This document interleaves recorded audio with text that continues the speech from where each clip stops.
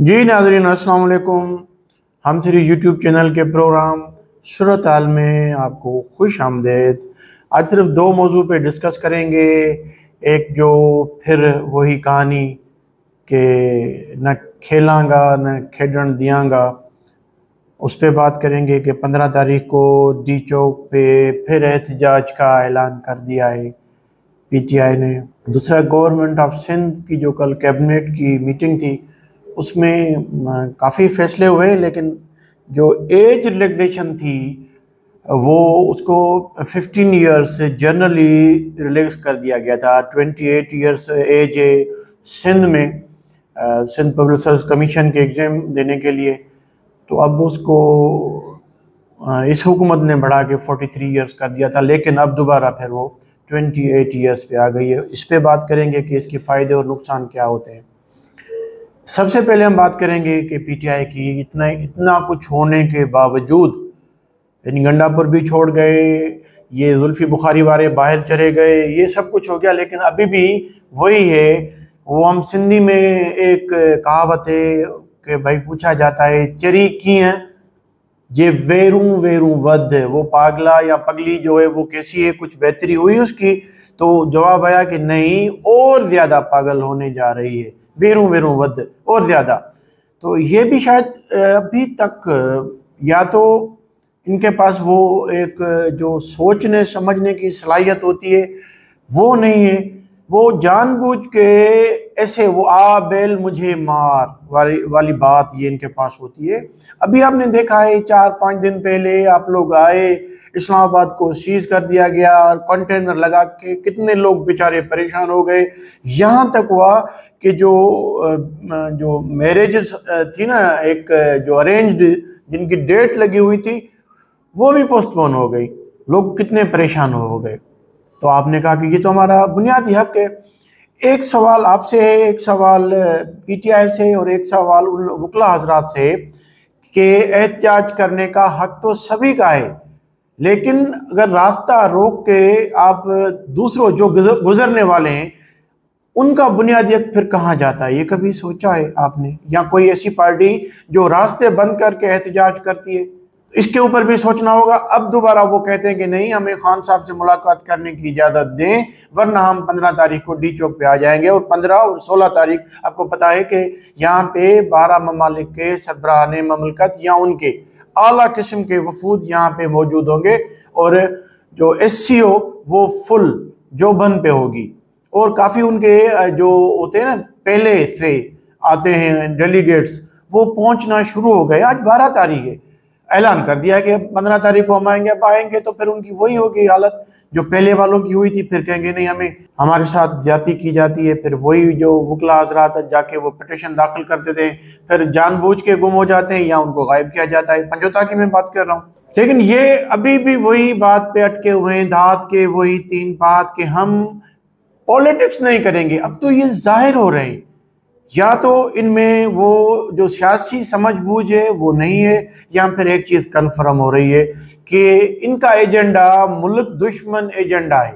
इनके एजेंडे में ये नहीं कि पाकिस्तान तरक्की करे, वो पाकिस्तान जो 2 साल पहले बिल्कुल वो एक किनारे पे आ गया था कि अब या तब, आज या कल ये डिफॉल्ट होने जा रहा है। ये खुद कहते थे कि श्रीलंका जैसा हाल होगा, अब कहते हैं कि बांग्लादेश की तरह इनकलाब आएगा। अब श्रीलंका जैसा हाल तो नहीं हुआ पाकिस्तान का। ये तो हम इस जो हुकूमत बेचारे बैठे हुए इनके ऊपर जो इनकी इल्ज़ामात थे उन्होंने एक तरफ करके और ख़ुद को और पाकिस्तान को इस पोजीशन में लेके आए हैं कि अब दुनिया के जो मालियाती इदारे हैं और वो कहते हैं अब वो आपके जो इंडिकेटर्स हैं वो बेहतर हो रहे हैं इनकी पॉलिसियों की वजह से। तो अब ये बात भी उनकी ख़त्म होने जा रही है। अब कह रहे हैं कि नहीं, बस हमें पॉलिटिकल इंस्टेबिलिटी चाहिए। पहले कहा था कि जो ख़ास तौर पूरे मुल्क पे, ख़ास तौर पे पंजाब के जो छोटे छोटे टाउन्स हैं, कस्बे हैं या सिटीज़ हैं, वहाँ पे एहतजाज करेंगे। वहाँ तो एहतजाज नहीं हो सके। अब कह रहे हैं 15 तारीख को। 15 तारीख को आएंगे नहीं, लेकिन अनरेस्ट क्रिएट करना होता है कि बात चलती रहे, कि लोग बात करेंगे, आएंगे, ये कर देंगे। अब वो मुराद सईद, अब पता नहीं कहाँ पे मुराद सईद, कहाँ छुपा बैठा हुआ था, अब वापस नहीं आ रहा। तो ये समझते नहीं है ये आप अपने वो कहते हैं कि अपने पाँव पे खुद कुल्हाड़ा मारना, तो ये बार बार मार रहे हैं। इनको शायद दर्द नहीं हो रही, या इतने ये क्या कहें कि इन्होंने खुद को क्या कर लिया है कि इनको तकलीफ भी नहीं, पता भी नहीं चलता कि भाई देखें पाकिस्तान हमारा मुल्क है, उसमें पीटीआई भी है, कल ये पीटीआई वाले आ भी सकते हैं, आज नून लीग है तो क्या बात हो गई। लेकिन नहीं मानेंगे। और शायद फिर जो इनके व्लॉगर्स या जो मीडिया या फिर अंदर जो अभी तक बैठे हुए वो फैज़ हमीद के फैज़ से, तो इनके शायद तस्वर में ये है कि हम बांग्लादेश की तरह इनकलाब लेके आएंगे, जो मुश्किल ही है। एडवाइस अब क्या करना है इनको, कहते हैं कि जो अक्लमंद है उसको ज़रूरत नहीं होती और बेअक्ल लेता ही नहीं है एडवाइस, तो अब इनको एडवाइस क्या करनी है। बात करते हैं सिंध की। सिंध में कल जो कैबिनेट मीटिंग थी सिंध गवर्नमेंट की, वहाँ पे बहुत सारे जो वहाँ पे डिसीशंस लिए गए। एक डिसीजन जो लिया गया उसमें जो यंग बेचारे, अब यंग भी नहीं कह सकते, मिड 30s के लोग हैं, क्योंकि 2008 के बाद या इससे पहले परवेज़ मुशर्रफ के ज़माने में एक तरह से जो गवर्नमेंट सर्विस पे जो बैंड थी, पाबंदी लगी हुई थी, तो उसकी वजह से फिर जो एज उनकी बढ़ गई थी, तो वो बार बार जाते थे, जो 28 से ज़्यादा हो गए थे। तो सेक्रेटरी के पास एक लिमिट है, किसी भी डिपार्टमेंट के सेक्रेटरी के पास, फिर एक लिमिट है चीफ सेक्रेटरी के पास, और फिर आखिर में लिमिट है सीएम के पास। तो लोग बेचारे, अब कश्मीर के लोग अगर वो उसकी 35 साल एज हो गई है और वो जाना चाहता है गवर्नमेंट सर्विस में, और वो कोई एडवर्टाइजमेंट आ चुकी है, तो फिर उसको जाना भागना पड़ता था, सेक्रेटरी वो कराची आना पड़ता था, खर्चा भी होता था, और उसकी फिर जो लेन देन वो भी होता था, जो नीचे बैठे होते हैं वो जो क्लरिकल स्टाफ होता है। तो पीपल्स पार्टी गवर्नमेंट ने एक अच्छा काम कर दिया। उन्होंने कहा कि सबके लिए 15 साल की हम एज रिलैक्स कर देते हैं, कि आप ज़रूरत नहीं पड़ेगी आपको, बस हमने कर दिए। इससे काफ़ी लोगों को फ़ायदा हुआ। 40 साल के लोग, 42 साल के, वो जो बेचारे इंतज़ार कर रहे थे, जिनका ख्वाब था कि हम गवर्नमेंट सर्विस में आके और कुछ अपनी ज़िंदगी बेहतर बनाएं, वो आ गए थे। फिर अब ये जो कल डिसीजन आया है, इन्होंने तो फिर लोगों को परेशान, नौजवानों को परेशान कर दिया है।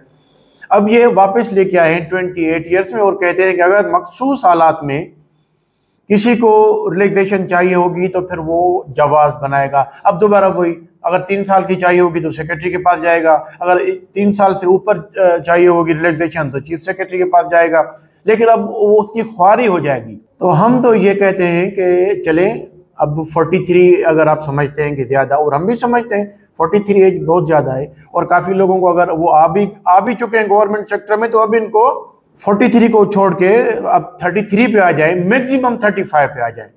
वो कहते हैं ना आपका ना इनका या ना मेरा, बीच वाला रास्ता दे दें, तो 7 साल कम कर लें, 7 साल बढ़ा लें, 34-35 ईयर्स पे आ जाए, और वो भी कहते हैं कि 2 साल के लिए, या जब तक ये हुकूमत एग्जिस्ट करती है पीपल्स पार्टी की, नेक्स्ट हुकूमत आएगी तो फिर वही 28 ईयर्स। अब देखें कि अगर अब कहते हैं कि अब मास्टर्स ज़रूरी हो गई है। अब एक बच्चा एफएससी का है, अब थोड़ी सी हम बाइफर्केशन कर लेते हैं। एफएससी 18 साल में, उसने एडमिशन जब ली यूनिवर्सिटी में, तो 1 साल बीच में गैप आ जाता है। 19 साल का बच्चा 4 साल की जब वो बीएस करता है तो वो 23 साल का बन जाता है। फिर उसने मास्टर्स करनी होती है, फिर 1 साल का गैप आ जाता है, 24 साल, और 24 साल के बाद फिर वो मास्टर्स करता है तो 26 साल। फिर उसकी जब रिजल्ट आउट हो जाती है तो 26.5 साल के बाद उसको जाके मास्टर्स की डिग्री मिलती है। उस वक्त हो सकता है कि कोई एडवर्टाइजमेंट ना आई हो, वो 6 महीने के बाद आ जाए, तो 27 साल का बच्चा, अब उसके पास चांस कितने का, 1 साल का। और अब काफ़ी गवर्नमेंट सर्विसेज में फिर वो एक उनकी रिक्वायरमेंट होती है कि 2 साल की या 3 साल की एक्सपीरियंस के लिए भी ज़रूरत होती है, तो फिर 30-31 साल तो वैसे ही बन जाते हैं। तो इसके लिए गवर्नमेंट ऑफ सिंध को बिल्कुल ये जो उन्होंने डिसीजन वापस ले लिया है एकदम से, इसके ऊपर सोचना चाहिए, और वो बच्चों की जो मुस्तकबिल है उसके हवाले से, और इसको 34 या 35 साल कर देगी तो बेहतरी हो जाएगी। हाँ, ये ज़रूर कर सकती है कि जो सिंध के नौजवान हैं जो बाहर जाना चाहते हैं, जिन्होंने पॉलीटेक्निकल इंस्टीट्यूट से वो उन्होंने डिप्लोमा किया हुआ है, तो उनकी और कैपेसिटी बिल्डिंग के हिसाब से, जैसे कैपेसिटी आप चार्जेस देते हैं, तो कम से कम अपने जवानों की कैपेसिटी बिल्डिंग कर दें। उनकी जो भी उनके पास हुनरमंद की जो एक सलाहियत है उसको बढ़ाएं, उनके लिए एडवांस कोर्सेज कराएं, और उनको फिर कोशिश करें कि जो हमारे जो अरब ममालिक हैं वहाँ पे उनकी खपत करवाएं। लेकिन गवर्नमेंट ऑफ सिंध अगर सोचे तो बच्चों के लिए भी बेहतर हो जाएगा और गवर्नमेंट ऑफ पाकिस्तान को रिमिटेंस भी बहुत ज़्यादा आ जाएंगे। अब सुना है इस वक्त के यूएई में पाकिस्तानियों के लिए वीज़ा के दरवाजे बिल्कुल बंद हो चुके हैं। अगर 100 लोग वीज़ा के लिए अप्लाई करते हैं तो एक को वीज़ा मिलता है, और वहाँ से जो डिपोर्ट हो रहे हैं ना, उनकी तादाद एक महीने में हज़ारों के हिसाब से आ रही है, क्योंकि वो एक तो लेमैन है, दूसरे को उनकी तरबियत नहीं की गई, बस वो ऐसे चले गए। तो जिनको भी भेजते हैं वो तरबियत करने, ये काम हुकूमत का है, लोग खुद से तरबियत नहीं करेंगे। तो आपने जैसे आपने तालीम के आपने इदारे खोले हुए हैं, तो अब जो बाहर जाते हैं ना बच्चे, उनको तरबियत का भी बंदोबस्त कर लें। ये 2-3 चीज़ें करेंगे तो जाहिर है 16 साल से आपकी हुकूमत है, हो सकता है कि फिर आगे बढ़ जाए। तो सूरत हाल ये, नाज़रीन हमें फीडबैक ज़रूर दीजिएगा और हमारे प्रोग्राम को शेयर भी कीजिएगा, हमारे चैनल को सब्सक्राइब ज़रूर कीजिएगा। आपका बहुत शुक्रिया। अल्लाह हाफ़िज़।